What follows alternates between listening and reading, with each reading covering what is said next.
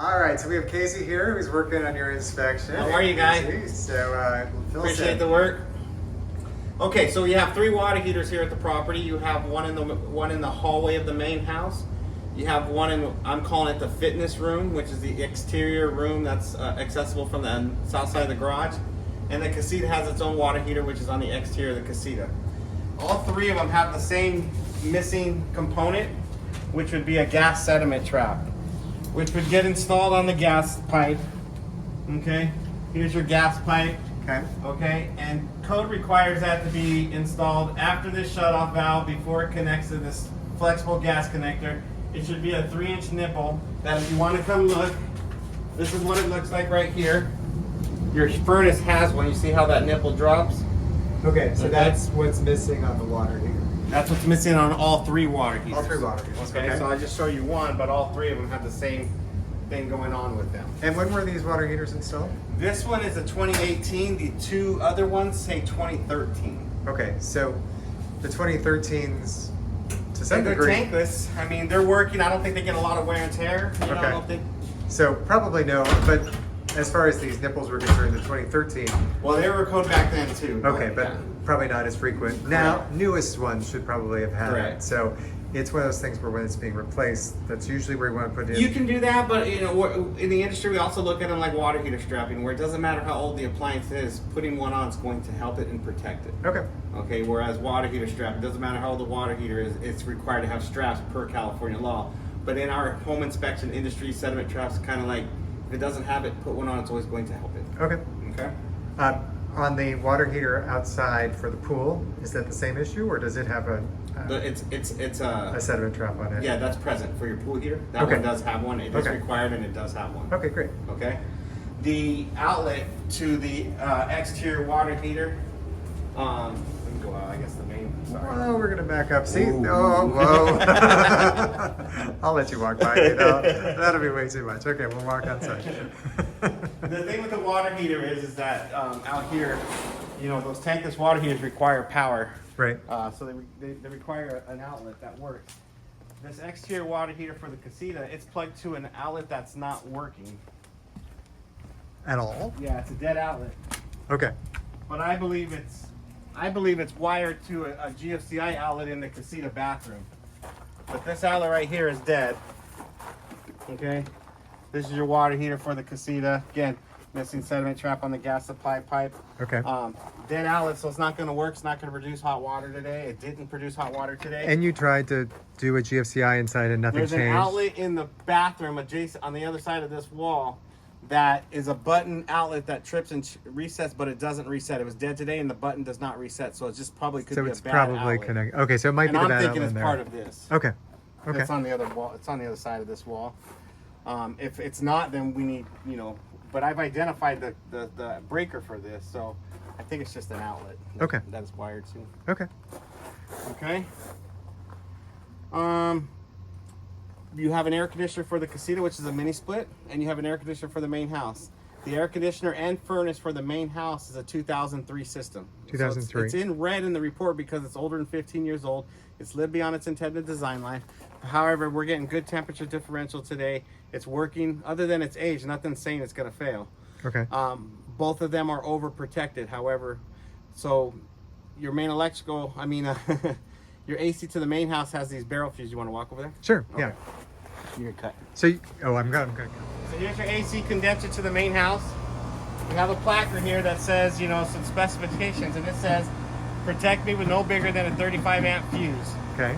Inside this box right here, we have 40 amp fuses, so it's exceeding the unit requirements. So that just needs new fuses inside. Yeah, the barrel fuses need to be downsized from 40s to 35s. And important because if you have a home warranty with the transaction, and if you've used the home warranty because this guy's blowing hot air next June, that would be a reason why they deny the claim. Even though it has nothing to do with why it's blowing hot air, they look for a reason to say no, and that's a reason why they would say no. Okay, so you just want to get, and that's usually pretty easy. They yeah, just that's swap an easy them out. fix right there. The barrel fuses, they swap them out. Okay. The casita mini split, now it doesn't have fuses in its disconnect box. It only has a little pull lever. So its overcurrent protection is the breaker that provides power to the unit. So the breaker in the breaker box needs to be replaced to a lower amperage. Yeah. Okay. So inside the main electrical panel, the mini split, it's labeled. You'll see in the photos. Only because this door's a pain in the butt to open and close with this outlet here. I mean, I'd recommend lowering this outlet or moving it over, but it's hard to get this door back into this position. Okay. I can do it, but it requires 2 hands. But inside there is a breaker. So that mini split says protect me with no bigger than a 15 amp fuse. It's got a 30 amp fuse, so it's exceeding the unit requirement. So we got a 30 amp providing power to a 15 amp max component. Okay, so it should just be downgraded to a 15 amp, which is easy. That's an easy fix In as the world well. of electricians, yes. Okay, furnace is in the hallway. The only thing I know on the furnace is 2003, so that's why it's in red, because it's older than 15 years old. Okay. Worked fine. This is part of that whole system that's working fine. Okay. There's 9 windows that open and close on the house that are missing screens. There are a bunch of screens around the side. Those are slider screens. Those are slider yeah, screens. the windows, like right here behind you. Okay. So if 9, you want to 9 have windows that open and close are missing screens. Okay. So if you want screens on those, you'd have to make them. We have an outlet on the barbecue structure Okay. that is missing an exterior weatherproofing cover. Oh, okay. So it needs a cover like this on the outlet on a barbecue structure. Okay. Does it have no cover at all, or Correct. is it okay? So it just needs to have a cover. And there's the view. Ooh. Lots and grounds. I just made a note that the concrete on the east side of the casita is uneven. So if you're walking outside, you have any shufflers in the family, it does present a trip hazard. So I kind of note that for you. Okay.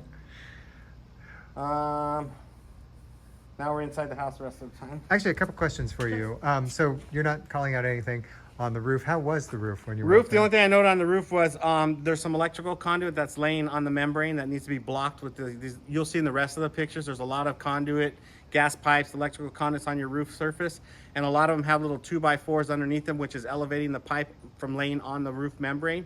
And then have a little bracket that secures that conduit to the little wood block. And so you'll see in the pictures that I've noted, you have about 20, 25 feet of conduit that's not elevated. Okay. That's required to be. And then how is the surface up there? Is it in good shape? Yeah, it's a foam roof. Okay, it's a foam roof. It's not showing any blisters. It's not showing any foam. But in my career, they just sprayed it onto the wood. Okay. Okay, so usually when we have a foam roof, we like to have some type of membrane because you have tongue and groove wood. You know, you have shiplap wood. So when you're up on the roof, you can see all the indentations where the foam has gone in between the shiplap. Okay. And I've talked to a roofer out here that he won't do a roof like that. He puts a piece of plywood and then the foam because that foam has a tendency to kind of work its way in between those grooves. Okay. And that could be a source of water intrusion. Okay. I do see some staining on the ceiling in the garage, which we were going to get to, but there is some moisture stains on the ceiling in the garage. And there's a little patched area of wood in the primary bedroom, which could be damaged wood. It could have been, but I don't, it looks like it's wood filler. Okay, they had some termite stuff at one point. They were Okay, saying, that might have been. Okay. It looks like it's wood filler. I said patched area, unfinished repair. Okay. On my report, but roof is showing no sign. That's why I was asking if the warranty, if that roof was, but there's no evidence of anything going on with it. It's just usually you like to see some type of layer protection between the shiplap and the foam. So this one doesn't have a whole lot of foam on it. Like as far as Correct. insulation is concerned, would it? If the new owner wanted to sort of amp up the amount of insulation. I mean, you can go. Usually a brand new roof will have 20 millimeters of it, and it deteriorates at 2 millimeters per year. And then after about 5 or 6 years, you'll see that they want to put another coating on it. I don't think we have 20 millimeters up here right now. Okay. So this would be like a maintenance thing of getting more roofing material up there over time. Yeah, because like I said, it's going to deteriorate at a quicker rate when it's not as thick. Okay. But it's not deteriorating today. There's no yellow up there. There's no orange up there. It's covered. Okay, so it's in relatively I just good know shape. Castro Roofing, he wouldn't do that. He put another membrane so that it doesn't seep through. Okay. Okay. Let's see. Moving on. The garage. I said we had a little bit of moisture staining in the garage. We can go look at that if you want. Yeah, let's go take a look. Casey was just pointing out this is one of the patches that he saw, and the agent for the seller said that they did have some termite damage, and so the same termite people are coming back out to do the termite report here. So they're gonna, make sure that it's still working because they had That on the fly, the stickers that I see. Is that who did it? something like that. Yeah. Anyhow, they're gonna. Yeah, I think that is actually it. And since they warranted this, they're gonna come back and sort of make sure that it's working. At least that was what I understood. Good. Okay. Yeah, good. So garage is next. Yes. Yes. Garage. Okay, we'll follow you out to the garage.